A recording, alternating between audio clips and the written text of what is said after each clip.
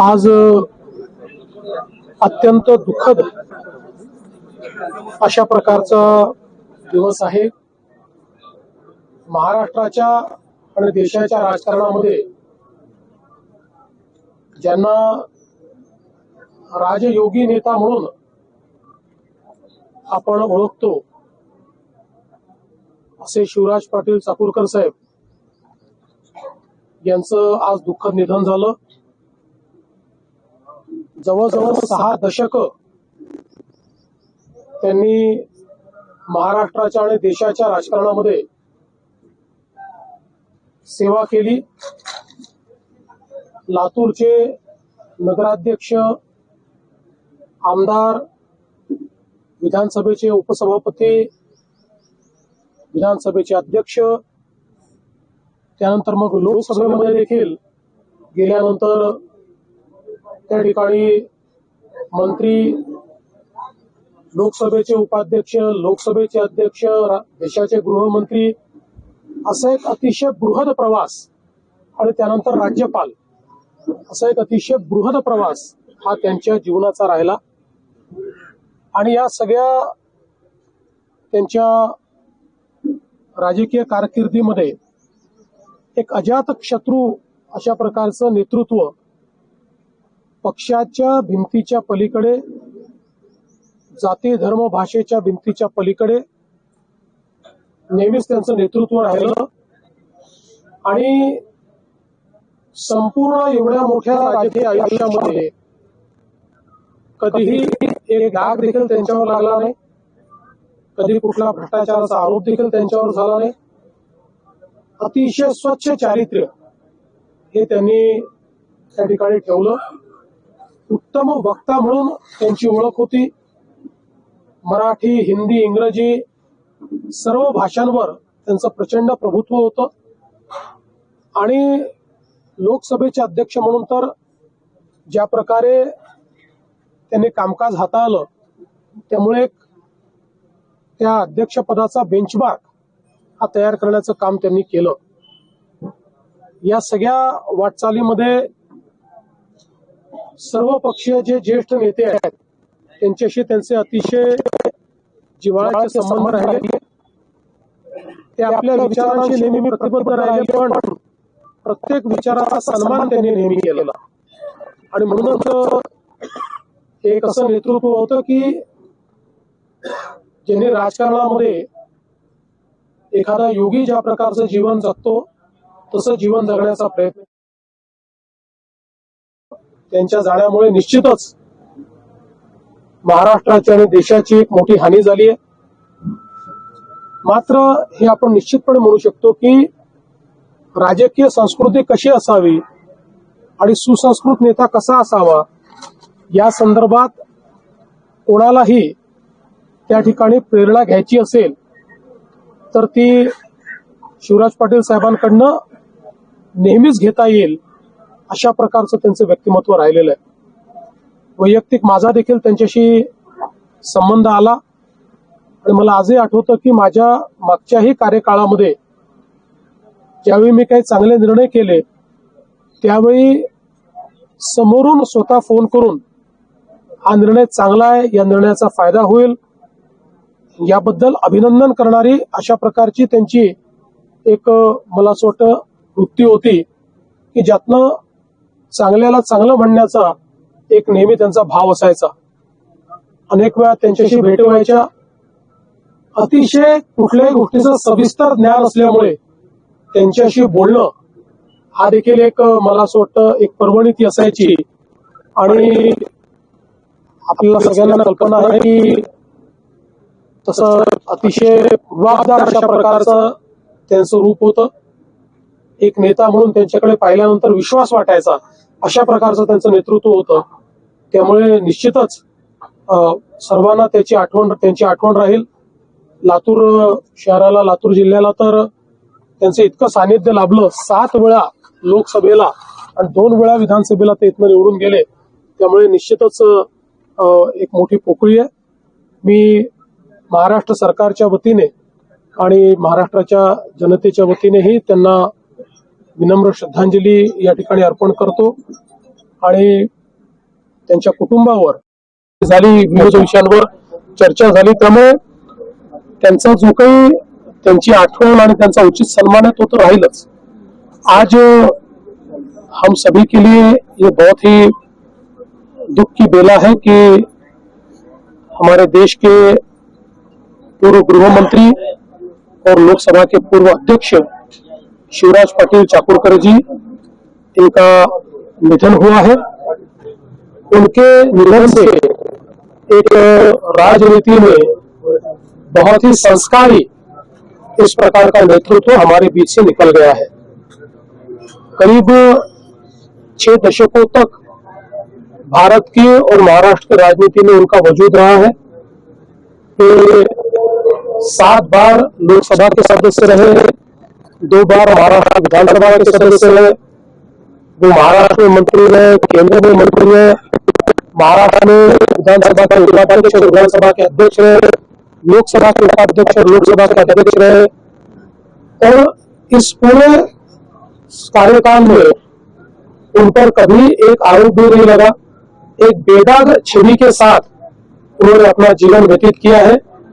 विचारों के साथ उनकी प्रतिबद्धता रही है और हमेशा सभी प्रकार के लोगों के साथ उन्होंने बिना किसी भेदभाव के बर्ताव किया है।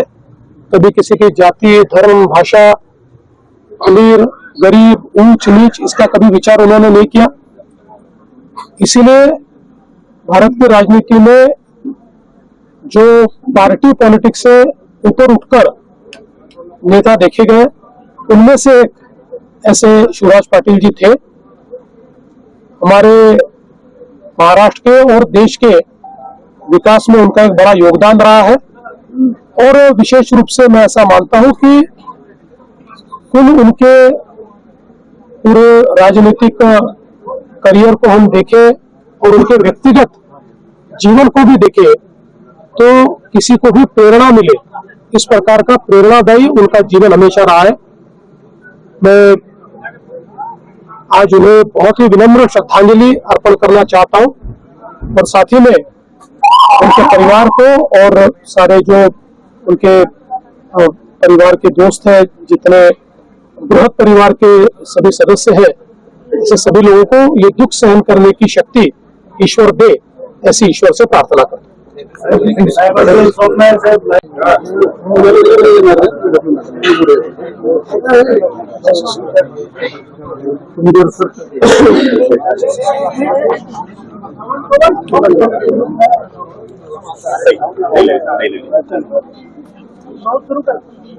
आज अत्यंत दुःखद अशा प्रकारचा दिवस आहे। महाराष्ट्राच्या आणि देशाच्या राजकारणामध्ये ज्यांना राजयोगी नेता म्हणून आपण ओळखतो असे शिवराज पाटील चाकूरकर साहेब यांचं आज दुःखद निधन झालं। जवळजवळ 6 दशकं त्यांनी महाराष्ट्राच्या आणि देशाच्या राजकारणामध्ये सेवा केली। लातूरचे नगराध्यक्ष, आमदार, विधानसभेचे उपसभापती, विधानसभेचे अध्यक्ष, त्यानंतर मग लोकसभेमध्ये देखील गेल्यानंतर त्या ठिकाणी मंत्री, लोकसभेचे उपाध्यक्ष, लोकसभेचे अध्यक्ष, देशाचे गृहमंत्री, असा एक अतिशय बृहद प्रवास आणि त्यानंतर राज्यपाल, असा एक अतिशय बृहद प्रवास हा त्यांच्या जीवनाचा राहिला। आणि या सगळ्या त्यांच्या राजकीय कारकिर्दीमध्ये एक अजात शत्रू अशा प्रकारचं नेतृत्व, पक्षाच्या भिंतीच्या पलीकडे, जाती धर्म भाषेच्या भिंतीच्या पलीकडे नेहमीच त्यांचं नेतृत्व राहिलं। आणि संपूर्ण एवढ्या मोठ्या राजकीय आयुष्यामध्ये कधीही एक डाग देखील त्यांच्यावर लागला नाही, कधी कुठला भ्रष्टाचाराचा आरोप देखील त्यांच्यावर झाला नाही. अतिशय स्वच्छ चारित्र्य हे त्यांनी त्या ठिकाणी ठेवलं. उत्तम वक्ता म्हणून त्यांची ओळख होती. मराठी, हिंदी, इंग्रजी सर्व भाषांवर त्यांचं प्रचंड प्रभुत्व होतं. आणि लोकसभेचे अध्यक्ष म्हणून तर ज्या प्रकारे त्यांनी कामकाज हाताळलं, त्यामुळे त्या अध्यक्षपदाचा बेंचमार्क हा तयार करण्याचं काम त्यांनी केलं. या सगळ्या वाटचालीमध्ये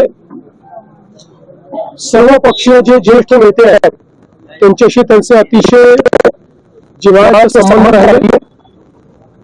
ते आपल्या विचाराची नेहमी प्रतिबद्ध राहिले, पण प्रत्येक विचाराचा सन्मान त्यांनी नेहमी केलेला. आणि म्हणूनच एक असं नेतृत्व होतं की जेव्हा राजकारणामध्ये एखादा योगी ज्या प्रकारचं जीवन जगतो तसं जीवन जगण्याचा प्रयत्न केला. आज त्यांच्या जाण्यामुळे निश्चितच महाराष्ट्राची आणि देशाची एक मोठी हानी झाली.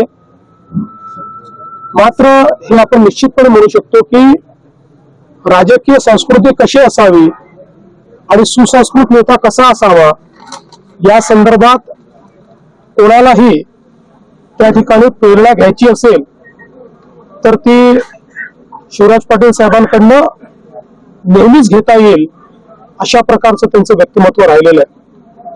वैयक्तिक माझा देखील त्यांच्याशी संबंध आला आणि मला आजही आठवतं की माझ्या मागच्याही कार्यकाळामध्ये ज्यावेळी मी काही चांगले निर्णय केले त्यावेळी समोरून स्वतः फोन करून हा निर्णय चांगला आहे, या निर्णयाचा फायदा होईल याबद्दल अभिनंदन करणारी अशा प्रकारची त्यांची एक मला असं वाटतं वृत्ती होती की ज्यातनं चांगल्याला चांगलं म्हणण्याचा एक नेहमी त्यांचा भाव असायचा.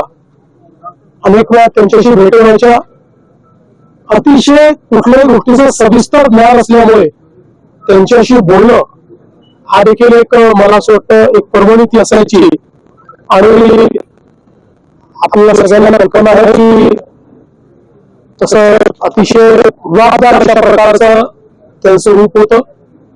एक नेता म्हणून त्यांच्याकडे पाहिल्यानंतर विश्वास वाटायचा अशा प्रकारचं त्यांचं नेतृत्व होतं. त्यामुळे निश्चितच सर्वांना त्यांची आठवण राहील. लातूर शहराला, लातूर जिल्ह्याला तर त्यांचं इतकं सानिध्य लाभलं. 7 वेळा लोकसभेला आणि 2 वेळा विधानसभेला ते इथनं निवडून गेले. त्यामुळे निश्चितच एक मोठी पोकळी आहे. मी महाराष्ट्र सरकारच्या वतीने आणि महाराष्ट्राच्या जनतेच्या वतीनेही त्यांना विनम्र श्रद्धांजली या ठिकाणी अर्पण करतो. आणि त्यांच्या कुटुंबावर आणि जे बृहत कुटुंब आहे, जो मित्र परिवार आहे, या सगळ्यांवर हे जे काही या ठिकाणी दुःखाचं संकट आहे त्यातनं बाहेर निघण्याकरता ईश्वर सर्वांना शक्ती देव अशा प्रकारची ईश्वरचरणी प्रार्थना करतो. आणि वैदिक आठवणी अशा अनेक आठवणी आहेत. म्हणजे मला आठवतं मी जसं मगाशी सांगितलं की जलयुक्त शिवार योजनेच्या संदर्भात त्यांनी मला स्वतः फोन करून माझं अभिनंदन केलं होतं आणि त्यानंतर आमची भेट झाली. त्यावेळेस जवळपास अर्धा तास ते जलसंधारणाचा हा जलयुक्त शिवारचा कार्यक्रम कसा ट्रान्सफॉर्मेशनल आहे आणि तो कसा महाराष्ट्राच्या विकासात मैलाचा दगड ठरणार आहे या संदर्भात त्यांनी मला खूप चांगल्या पद्धतीनं त्या ठिकाणी सांगितलं. अर्चनाताई देखील ज्यावेळेस आमच्या सोबत आल्या त्यावेळेसही सगळ्यांनी सांगितलं नंतर जिथे आहे तिथेच मी जीवनभर राहणार आहे. पण आता त्यांनी जो मार्ग स्वीकारलेला आहे माझ्या त्यांना शुभेच्छा आहेत आणि तुम्ही उत्तम प्रकारे त्याची काळजी घ्या आणि चांगलं सुसंस्कृत राजकारण झालं पाहिजे याकडे लक्ष द्या अशा पद्धतीनं त्यांनी त्यावेळेस भावना व्यक्त केली होती. त्यामुळे अनेक असे अनुभव आहेत की ज्यातनं त्यांचं मोठेपण हे निश्चितपणे आपल्याला त्या ठिकाणी स्पर्श करून गेलं.